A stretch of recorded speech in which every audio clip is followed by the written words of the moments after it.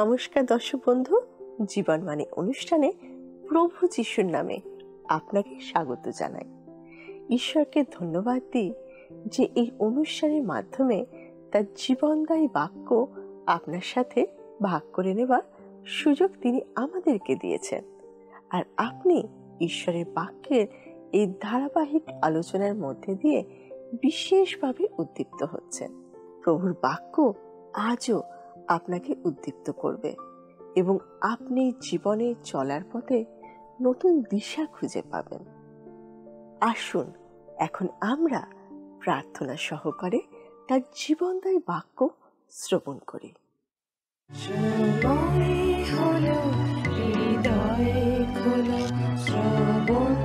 করো জীবন বাণী, নম্র চিতে শ্রবণ করো, নম্র চিতে শ্রবণ করো, খ্রিস্ট যিশুর জীবন খানি।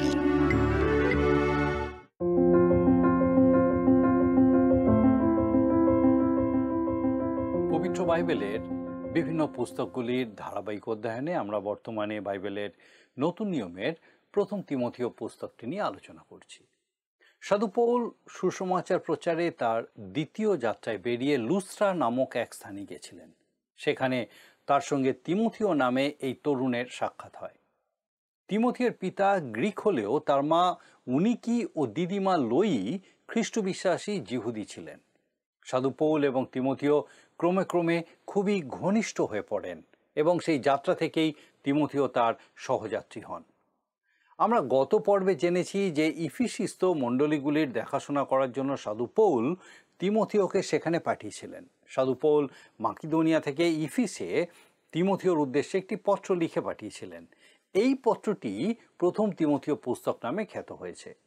আমরা এই পুস্তকের প্রথম অধ্যায়ের প্রথম দুটি পদ নিয়ে ইতিমধ্যেই আলোচনা করেছি। সেখানে যেভাবে তিনি তার সন্তানসম তিমথীয়কে পত্রটি লেখা শুরু করেছেন সেটা তার অন্যান্য পত্রগুলিতে লক্ষ্য করা যায় না। তিনি নিজের পরিচয় দিতে গিয়ে উল্লেখ করেছেন যে তিনি খ্রিস্ট যিশুর আজ্ঞা অনুসারে প্রেরিত পদ লাভ করেছেন এবং তিমথীয়র প্রতি সেই খ্রিস্ট যিশুর থেকে তার অনুগ্রহ, দয়া এবং শান্তি বর্তুক এই আশীর্বাদ করেছেন। আজকের পর্বে আমরা এই অধ্যায়ের 3 পদ থেকে আমাদের অধ্যয়ন শুরু করব। এই অংশের মূল বিষয় হল অশুদ্ধ ঐশ্বরীয় মতবাদের বিরুদ্ধে সতর্কতা। এই পুস্তকের ভূমিকায় আমরা উল্লেখ করেছি যে এই পত্রে স্থানীয় মণ্ডলীর বিশ্বাস ও আচরণ নিয়ে আলোচনা করা হয়েছে। আপনাকে মনে রাখতে হবে, যদি আপনার বিশ্বাস সঠিক হয় তাহলেই আপনার আচরণও সঠিক হতে পারে। ভ্রান্ত চিন্তা করে সঠিক আচরণ করা প্রায় অসম্ভব। অনেক সময় রাস্তায় দেখা যায় যে কোনো গাড়ির ডান দিকে যাওয়ার বাতির সংকেত দিয়েও বাঁ দিকে ঘুরছে। সেই গাড়ির চালকের চিন্তার সঙ্গে কাজের কোনো সামঞ্জস্য নেই। দুঃখজনক হলেও সত্যি মানুষ প্রায়ই ভুলভাবে চিন্তা করেও সঠিকভাবে কাজ করার চেষ্টা করে, কিন্তু এমন কাজ দীর্ঘদিন করে যাওয়া অসম্ভব। আসুন আমরা 3 পদটি পাঠ করি। প্রথম তিমথীয় তার প্রথম অধ্যায় 3 পদ। মাকিদোনিয়ায় যাইবার সময় যেমন আমি তোমাকে অনুরোধ করিয়াছিলাম যে তুমি ইফিসে থাকিয়া কতকগুলি লোককে এই আদেশ দাও যেন তাহারা অন্যবিধ শিক্ষা না দেয়। সাধু পৌল মাকিদোনিয়া যাওয়ার আগে তিমথীয়কে কিছু নির্দেশ দিয়েছিলেন। তিনি এই পত্রের শুরুতেই তাকে সে কথা স্মরণ করিয়ে দিয়ে বলছেন, তুমি কতকগুলো লোককে এই আদেশ দাও যেন তাহারা অন্যবিধ শিক্ষা না দেয়। সাধু পৌল গালাতীয় মণ্ডলীকে লিখেছিলেন যে আর অন্য কোনো সুসমাচার নেই। বেশ কিছু জিহুদীয়রা অন্য সুসমাচার প্রচার করছিল, কিন্তু সাধু পৌল বলেছিলেন অন্য কোনো সুসমাচার নেই, কেবল একটি সুসমাচার আছে আর একটি ঐশ্বরীয় মতবাদ আছে। অন্যবিধ শিক্ষা বলতে আমরা মণ্ডলীতে দেওয়া শিক্ষাগুলিকে বুঝি। একটি স্থানীয় মণ্ডলীর শিক্ষাগুলি কি হতে পারে? প্রথম থেকে যে শিক্ষা দেওয়া হয়েছিল সেই একই শিক্ষা এখনও দেওয়া উচিত। পঞ্চা সপ্তমীর পরে এই কথাটাই বলা হয়েছিল যে তাহারা প্রেরিতদের শিক্ষায় নিবিষ্ট থাকিল। এটা হচ্ছে মণ্ডলীর 4টি বৈশিষ্ট্যের মধ্যে অন্যতম। সেই 4টি বৈশিষ্ট্য হলো, প্রথমত প্রেরিতদের শিক্ষা, দ্বিতীয়ত সহভাগিতা, তৃতীয়ত প্রার্থনা এবং চতুর্থ রুটি ভাঙা অর্থাৎ প্রভুর ভোজ গ্রহণ। এটাই হচ্ছে একটি দৃশ্যমান মণ্ডলীর 4টি নিদর্শন। একটি মণ্ডলী কখনোই সত্যিকারের একটি মণ্ডলী হয়ে উঠতে পারে না যদি না তার শিক্ষা প্রেরিতদের শিক্ষা না হয়। আমাদের অবশ্যই প্রেরিতদের শিক্ষা অর্থাৎ বিশ্বাসের মৌলিক সত্যগুলির প্রতি অবিচল থাকতে হবে। প্রেরিতরা শাস্ত্রের পূর্ণাঙ্গ ও মৌখিক অনুপ্রেরণার শিক্ষা দিয়েছিলেন এবং ঈশ্বরের বাক্যের অখণ্ডতা ও নির্ভুলতা প্রচার করেছিলেন। তারা খ্রিস্টের ঈশ্বরত্ব শিক্ষা দিয়েছিলেন। আমরা এই একই পত্রে দেখব যে সাধু পৌল মহা উৎসাহের সাথে প্রভু যীশু খ্রিস্টকে প্রকাশ করেছেন। কেউ কেউ বলে থাকেন যে তিনি খ্রিস্টের ঈশ্বরত্ব শিক্ষা দেননি, কিন্তু এটাই আশ্চর্যের বিষয় যে এই বিষয়টি তার কাছে মধ্যাহ্নের সূর্যের মতো স্পষ্ট ছিল। তিনি খ্রিস্টের ঈশ্বরত্ব স্পষ্টভাবে শিক্ষা দিয়েছেন। এমনকি এই অধ্যায়েও যখন তিনি বলছেন আমাদের পিতা ঈশ্বর এবং প্রভু যীশু খ্রিস্ট, তখন তিনি খ্রিস্টকে ঈশ্বরের পাশে স্থান দিয়েছেন, যা স্পষ্ট করে দেয় যে তিনি ঈশ্বর। আমি তোমাকে অনুরোধ করেছিলাম যে তুমি ইফিসে থাকিয়া, যেমন আগে বলা হয়েছে, সাধু পৌল যখন মাকিদোনিয়ায় ছিলেন তখন তিনি তিমোথেওকে ইফিসে থাকতে বলেছিলেন। ইফিস একটি গুরুত্বপূর্ণ নগর ছিল, আর সাধু পৌল অন্যান্য সমস্ত স্থানের থেকে সেখানে অনেক বেশি দিন বসবাস করেছিলেন। সেখানে তিনি তার সবথেকে ভালো প্রচার কাজ চালিয়েছিলেন। তিমোথেওকে ইফিসীয়দের এই কথা মনে করিয়ে দিতে হয়েছিল যে তারা যেন আর অন্য কোনো শিক্ষা না দেয়। মণ্ডলীর শিক্ষা যদি সঠিক না হয় তাহলে সেটা কোনো মণ্ডলী নয়। এই মণ্ডলীতে কতজন পালক, কতজন প্রাচীন, কত বড় গায়ক দল, কয়ার ইত্যাদি আছে তার কোনো গুরুত্ব নেই। সেখানে যদি সঠিক শিক্ষা না দেওয়া হয় তাহলে সেটা মণ্ডলী নয়, আর সেই শিক্ষা প্রেরিতদের শিক্ষা হওয়া উচিত। আসুন দেখি 4 পদে লেখা আছে, 1 তিমোথেও 1 অধ্যায় 4 পদ। এবং গল্প ও অসীম বংশাবলিতে মনোযোগ না করে তেমনি এখন করিতেছি, কেননা সে সকল বরং বিতণ্ডা উপস্থিত করে, ঈশ্বরের যে ধনাধ্যক্ষের কার্য বিশ্বাস সম্বন্ধীয় তাহা উপস্থিত করে না। গল্পতে মনোযোগ না করে বা অসার কাহিনীতে মনোযোগ না করে। সেই সময় ইফিস নানাবিধ রহস্যময় ধর্মের কেন্দ্র ছিল। এই স্থানে বিভিন্ন দেবদেবীর মন্দির ছিল। ইফিস নগরের চারিদিকে এই সমস্ত মন্দির গড়ে উঠেছিল। এই সমস্ত দেবদেবীরা গ্রিক পৌরাণিক কাহিনীর উপর আধারিত ছিল এবং ইফিসীয় বিশ্বাসীদের তাদের থেকে দূরে থাকতে বলা হয়েছিল। সাধু পৌল গল্প বা পৌরাণিক কাহিনীর কথা উল্লেখ করে সম্ভবত ফিলোর দর্শনের প্রতি ইঙ্গিত করেছেন। ফিলো একজন বিশিষ্ট ও মেধাবী ইসরায়েলীয় ছিলেন, যিনি পুরাতন নিয়মকে আধ্যাত্মিককরণ করেছিলেন। অন্য কথায় তিনি শাস্ত্রের ব্যাখ্যায় পৌরাণিক গল্পের দৃষ্টিভঙ্গি প্রবেশ করানোর চেষ্টা করেছিলেন। অসীম বংশাবলী এটি সেই ভ্রান্ত শিক্ষার প্রতি ইঙ্গিত করতে পারে যেখানে দাবি করা হতো যে খ্রিস্টীয় মণ্ডলী কেবল ইহুদিবাদেরই একটি ধারাবাহিকতা, শুধু এক বংশ পরম্পরায় সম্প্রসারণ, এবং এটি ঈশ্বরের বিভিন্ন যুগে মানুষের সঙ্গে ভিন্নভাবে কার্যকর হওয়ার পরিকল্পনাকে অস্বীকার করে। এই ধরনের শিক্ষা ঈশ্বরের মহাপরিকল্পনায় ইসরায়েল ও মণ্ডলীর প্রকৃত অবস্থান সম্পর্কে গভীর বিভ্রান্তির সৃষ্টি করে। সাধু পৌল সুস্পষ্টভাবে বলেছেন, সে সকল বরং বিতণ্ডা উপস্থিত করে, ঈশ্বরের যে ধনাধ্যক্ষের কার্য বিশ্বাস সম্বন্ধীয় তাহা উপস্থিত করে না। অর্থাৎ তিনি তিমোথেওকে বলেছেন যে এই সমস্ত ভ্রান্ত শিক্ষা তোমাকে বিশ্বাসে প্রতিষ্ঠিত করতে পারবে না, কিন্তু সেই আদেশের পরিণাম প্রেম, যাহা সূচি হৃদয়, সৎসংবেদ ও অকল্পিত বিশ্বাস হইতে উৎপন্ন। প্রেম যাহা সূচি হৃদয় হইতে উৎপন্ন। এখানে সাধু পৌল আবারও ঘনিষ্ঠ ভাষা ব্যবহার করছেন। যা আমরা মণ্ডলীগুলোর উদ্দেশ্যে লেখা তার অন্যান্য পত্রগুলিতে সচরাচর দেখতে পাই না। তিনি তিমথিওকে বলেছেন, মণ্ডলীতে যে শিক্ষা দেওয়া হয় তা যেন এক সূচি হৃদয় থেকে উদ্ভূত প্রেম উৎপন্ন করে। সূচি হৃদয় আমাদের পুরাতন স্বভাবের সম্পূর্ণ বিপরীত। এটি সেই ব্যক্তির চিত্র তুলে ধরে যিনি খ্রিস্টের ধার্মিকতা লাভ করেছেন এবং এখন আত্মার ফল প্রকাশ করতে পারেন, যার অন্যতম প্রধান প্রকাশ হলো প্রেম। তিনটি বিষয় আছে যা মণ্ডলীতে প্রকাশিত হওয়া উচিত। তার প্রথমটি হচ্ছে বিশ্বাস, ঈশ্বরের প্রতি এবং তার বাক্যের প্রতি বিশ্বাস। দ্বিতীয়টি হচ্ছে প্রেম। প্রেম এমন একটি বিষয় নয় যা সবসময় মুখে বলতে হয়। প্রেম হলো অন্যদের প্রতি সক্রিয়ভাবে যত্নশীল হওয়া, যার অর্থ হলো তাদের সম্পর্কে পরনিন্দা না করা বা কোনোভাবেই তাদের ক্ষতি না করা।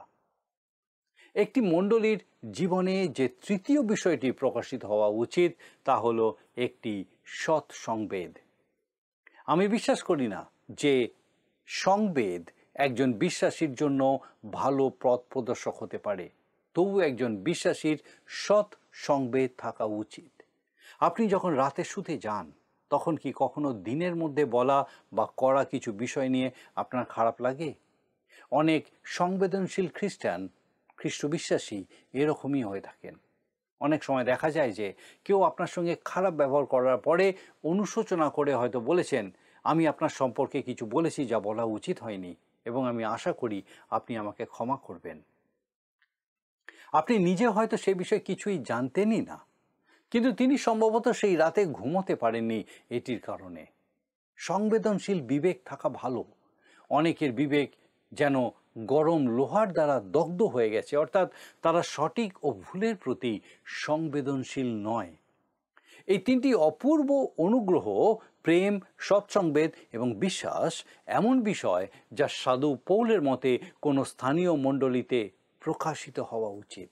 সাধু পৌল এরপর 6 পদে লিখেছেন, দেখুন 6 পদে লেখা আছে, কতকগুলি লোক এই সকলের পথ হইতে ভ্রষ্ট হইয়া অলিক বাচালতারূপ বিপথে গিয়াছে। অলিক বাচালতার অর্থ হলো বাজে, অর্থহীন, তোষামোদী কথাবার্তা। এমন অনেক লোক আছে যারা আপনার অনেক প্রশংসা করবে, আপনাকে তুলে ধরবে, কিন্তু সেগুলি সবই অর্থহীন, সেগুলি কেবলই মূল্যহীন কথা। তাহারা ব্যবস্থার শিক্ষক হইতে চায়, অথচ যাহা বলে ও যাহার বিষয়ে দৃঢ় নিশ্চয়ভাবে কথা কয়ে তাহা বোঝে না। 7 পদে লেখা আছে। সাধু পৌল সত্যি করেই সুস্পষ্টভাবে এই বিষয়টি উপস্থাপন করেছেন। তিনি স্পষ্ট করে বলেছেন যে কিছু লোক ভুল শিক্ষা দেয় এবং তারা তা দৃঢ়তার সাথেই করে। তারা ঈশ্বরের বাক্যকে প্রত্যাখ্যান করে এবং প্রকৃতপক্ষে তারা যা বলছে তা নিজেরাই বুঝতে পারে না। আসুন দেখি 8 পদে তিনি কি বলছেন। 8 পদে লেখা আছে, কিন্তু আমরা জানি ব্যবস্থা উত্তম যদি কেহ বিধিমতে উহা ব্যবহার করে।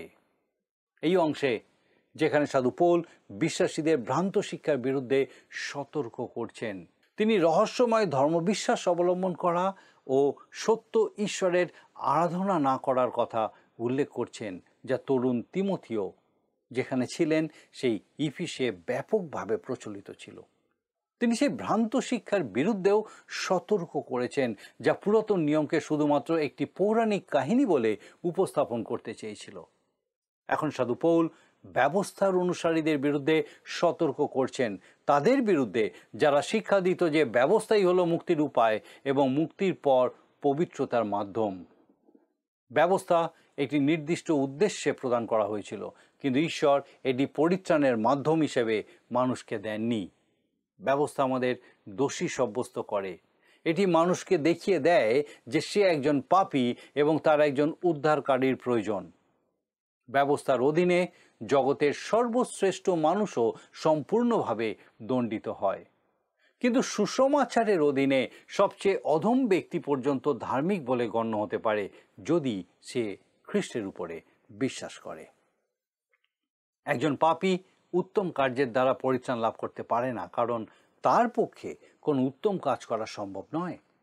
সাধু পৌল রোমীয়দের প্রতি তার পত্রের 8 অধ্যায় 8 পদে বলেছেন, আর যাহারা মাংসের অধীনে থাকে তাহারা ঈশ্বরকে সন্তুষ্ট করতে পারে না।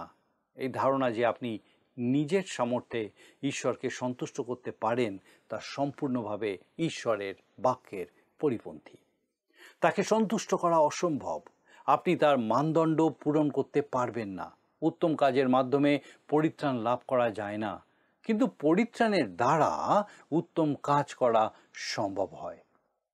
আমরা ভালো কাজ করলে পরিত্রাণ লাভ করি না, কিন্তু ভালো কাজ করতে পরিত্রাণ লাভ করি। সাধু পৌল ইফিসীয়দের প্রতি পত্রের 2 অধ্যায় 8 থেকে 10 পদে এটা খুব স্পষ্ট করে দিয়েছেন।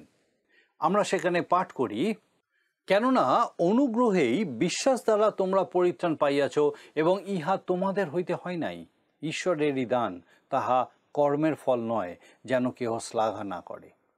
কারণ আমরা তাহারই রচনা, খ্রিস্ট যিশুতে বিবিধ সৎক্রিয়ার নিমিত্ত সৃষ্ট, সেগুলি ঈশ্বর পূর্বে প্রস্তুত করিয়াছিলেন যেন আমরা সেই পথে চলি।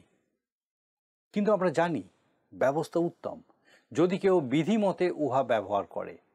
ব্যবস্থা ঈশ্বরের ইচ্ছা প্রকাশ করে, এটা নৈতিকভাবে শ্রেষ্ঠ, এটা নৈতিক আচরণের জন্য ভালো, কিন্তু পরিত্রাণ লাভের জন্য নয়। ব্যবস্থা একজন পাপীকে রক্ষা করতে পারে না, তবে এটা তাকে সংশোধন করতে বা দেখাতে পারে যে সে পাপী। এটাই ব্যবস্থার উদ্দেশ্য। যারা ব্যবস্থা বিধিমতে ব্যবহার করে তারা কি করে সেটা সাধু পৌল 9 ও 10 পদে বলেছেন। লেখা আছে 1 তিমথিও তার 9 ও 10 পদে, ইহা জানিয়া করে যে ধার্মিকের জন্য নহে, কিন্তু যাহারা অধর্মী ও অদম্য, ভক্তিহীন ও পাপী, অসাধু ও ধর্মবিরূপক, পিতৃহন্তা ও মাতৃহন্তা, নরহন্তা, ব্যভিচারী, পুঙ্গামী, মনুষ্যচোর, মিথ্যাবাদী, মিথ্যা শপথকারী, তাহাদের জন্য এবং আর যাহা কিছু নিরাময় শিক্ষার বিপরীত তাহার জন্য ব্যবস্থা স্থাপিত হইয়াছে। ব্যবস্থা সেই ধার্মিক ব্যক্তিকে দেওয়া হয়নি যে খ্রিস্টের প্রতি বিশ্বাসের মাধ্যমে ধার্মিক বলে গণিত হয়েছে। সে ঈশ্বরের কাছে আরও উচ্চতর স্তরে আহুত হয়েছে। ব্যবস্থাহীনদের জন্য ব্যবস্থা প্রদান করা হয়েছে। নরহত্যা করিও না, এই আজ্ঞা ঈশ্বরের সেই সন্তানের জন্য নয় যার মনে হত্যা করার চিন্তাও আসে না, যে আঘাত দিতে নয় বরং সাহায্য করতে চায়। এই আজ্ঞা দেওয়া হয়েছে সেই ব্যক্তির জন্য যার অন্তরে হত্যার প্রবৃত্তি আছে। আজ্ঞা জাগতিক মানুষকে নিয়ন্ত্রণ করার জন্য দেওয়া হয়েছে। ব্যবস্থা ব্যভিচারীদের, পুরুষে পুরুষে অপবিত্রতা সাধনকারীদের, দাস ব্যবসায়ীদের, মিথ্যাবাদীদের এবং শপথ ভঙ্গকারীদের জন্য প্রযোজ্য। যারা খ্রিস্টের কাছে এসেছেন তারা ব্যবস্থা দ্বারা নয় বরং ঈশ্বরের অনুগ্রহ দ্বারা পরিত্রাণ প্রাপ্ত হয়েছেন। তারা ঈশ্বরের পরিবারে অন্তর্ভুক্ত হয়েছেন এবং এমন এক জীবনের স্তরে উন্নত হয়েছেন যা ব্যবস্থা স্তরের চেয়েও উচ্চতর। আমি একটা উদাহরণ দিতে চাই যা আমার বিশ্বাস এই বিষয়ে আপনাকে বুঝতে সাহায্য করবে। কল্পনা করুন, একজন বিচারক আদালতে তার আসনে বসে আছেন আর তার সামনে একজন আইন ভঙ্গকারীকে আনা হয়েছে। সে অপরাধী এবং তাকে বড় জরিমানা দিতে হবে ও কারাগারে যেতে হবে।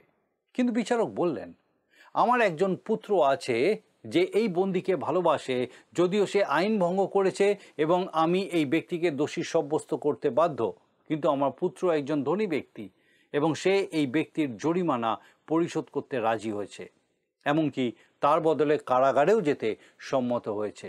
অতএব তার শাস্তি সম্পূর্ণভাবে পরিশোধ হয়ে গেছে। এখন আমি এই অপরাধীকে আমার গৃহে নিয়ে যাব এবং তাকে আমার নিজ সন্তান হিসাবে গ্রহণ করব।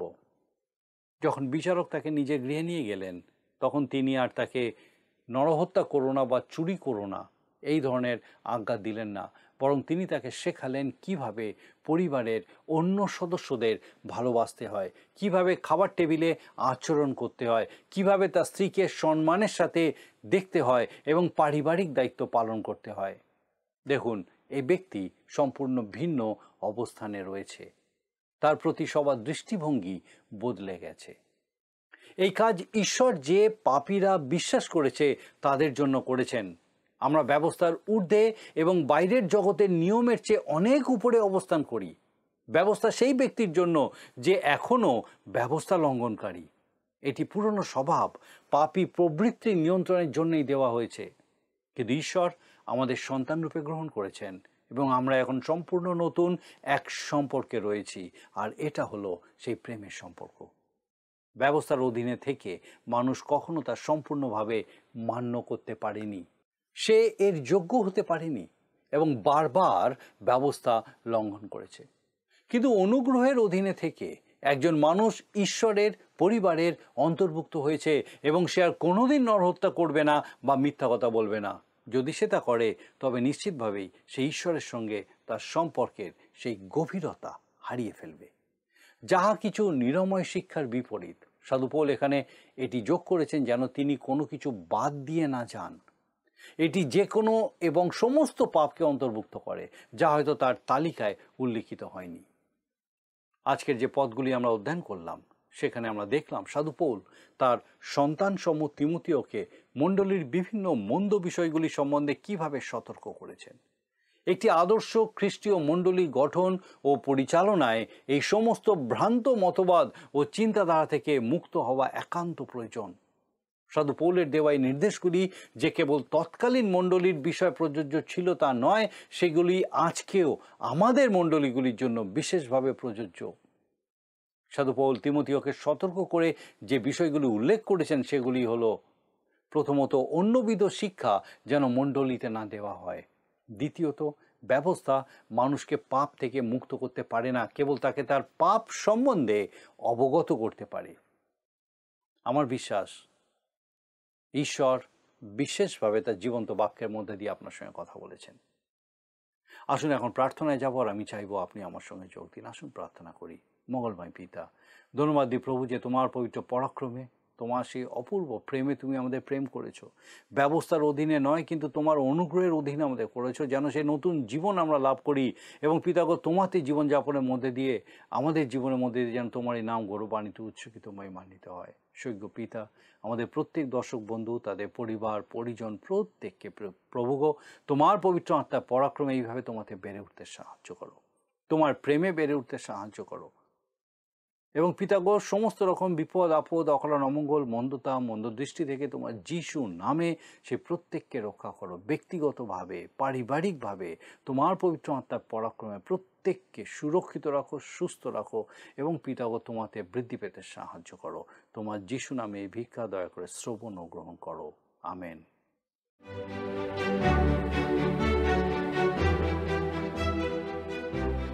প্রিয় বন্ধু, আপনাদের কাছে আমার বিশেষ অনুরোধ, এই অনুষ্ঠান কেমন লাগছে তা আমাদেরকে জানাবেন। আর যদি আপনাদের কোনো প্রশ্ন থাকে তাও আমাদের জানাবেন। আমরা চেষ্টা করব আপনার প্রশ্নের উত্তর দিতে। আমি বিশ্বাস করি এই অনুষ্ঠানের মাধ্যমে ঈশ্বর প্রত্যেক দিন আপনার জীবনে নতুন নতুন আশীর্বাদ যোগ করছেন। আপনি যদি আমাদের এই অনুষ্ঠান বা পুরাতন সম্প্রচারগুলি আবারও দেখতে চান, তাহলে আমাদের অফিসিয়াল ইউটিউব চ্যানেলটি সাবস্ক্রাইব করুন। ভালো লাগলে ভিডিওটি লাইক করুন এবং আপনার বন্ধু বান্ধবদের সাথে শেয়ার করুন। আর অবশ্যই আপনার মতামত কমেন্ট সেকশনে জানান।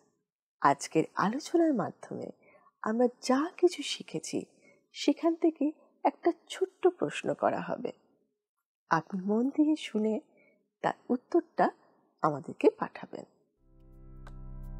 প্রিয় বন্ধু, আসুন আমরা আজকের প্রশ্ন উত্তরে আসি।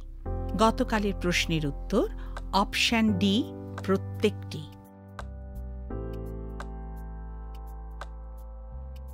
আজকের প্রশ্ন, ব্যবস্থা কাদের জন্য দেওয়া হয়নি?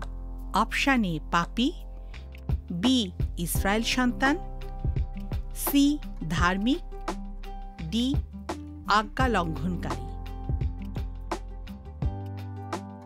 বন্ধু, এই প্রশ্নের উত্তর আগামীকাল সন্ধ্যে 6টার মধ্যে option A, B, C, D সহকারে আপনার নাম ও সম্পূর্ণ ঠিকানা সহ 9433497235 এই নম্বরে SMS-এ অথবা হোয়াটসঅ্যাপে লিখে পাঠাবেন।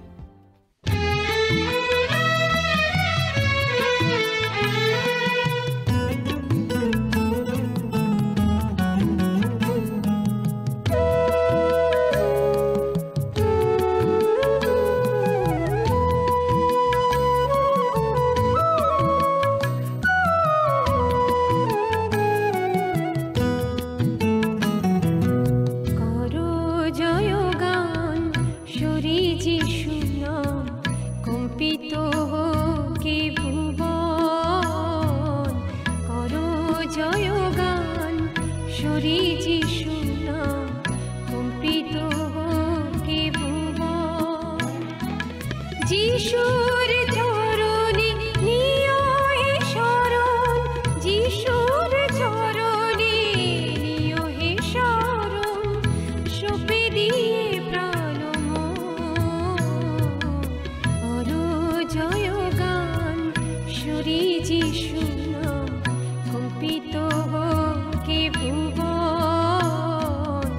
করো জয় গান সুরি যিশু নাম কম্পিত কে ভুবন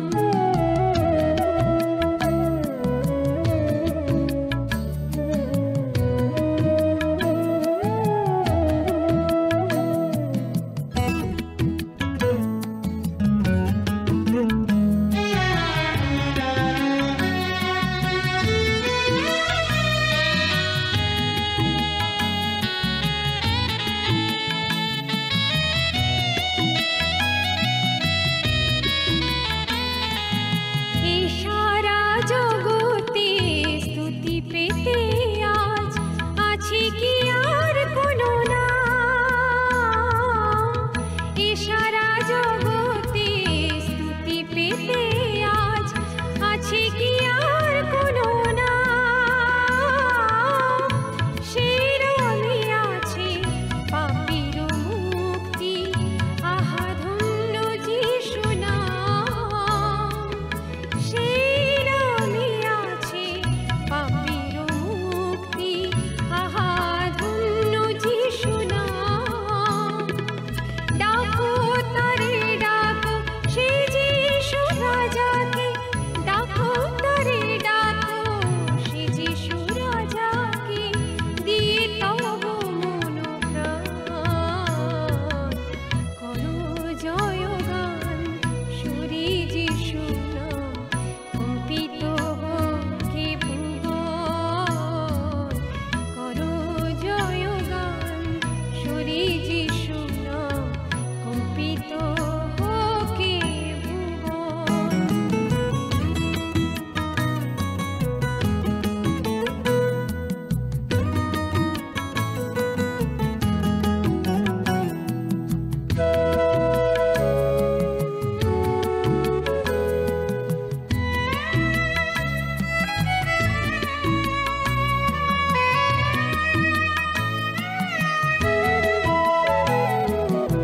এসো হে মানব ভগ্ন হৃদয় প্রত্যাশা ভরে মনে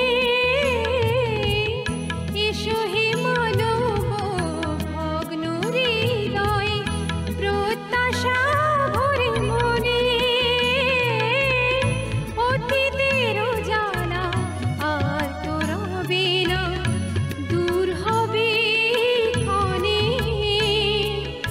অতীতের জ্বালা আর তো রবে না দূর হবে ক্ষণে পাবে যে তুমি অনন্ত জীবন পাবে যে তুমি অনন্ত জীবন যিশুর সাথে সর্বক্ষণ করো জয় গান সুরি যিশু নাম কম্পিত কে ভুবন যদি আপনার এই অনুষ্ঠান ভালো লেগে থাকে তাহলে এই নম্বরে একটি মিসড কল করুন। তাহলে আপনি পরের বারে বিজয়ী হতে পারেন।